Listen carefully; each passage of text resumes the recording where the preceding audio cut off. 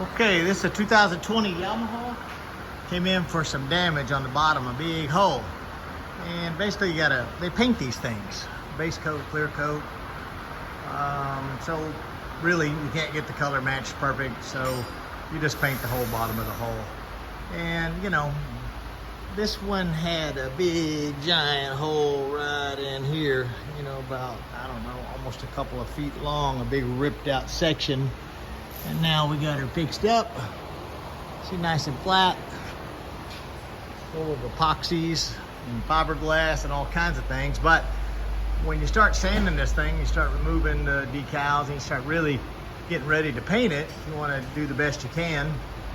You know, we had some more damage right here in this area. Where else do we have damage? We had damage up in here.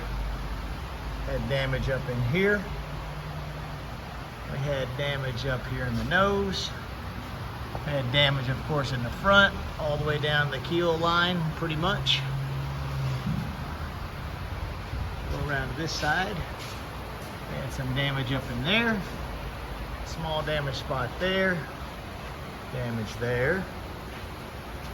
More damage there. She gouged. And then finally we had that damage there. And then we had, underneath, we had damage there. So that's a lot of damaged areas when you start knocking these things down and you say, oh, we're just gonna fix that damaged spot.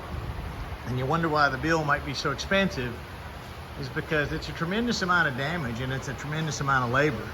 I mean, currently I probably have about 36 hours in labor plus materials in this, and we still gotta paint it. So hopefully the paint goes down nice and smooth and pretty with no issues. And we've done a spray out panel, a test panel over here.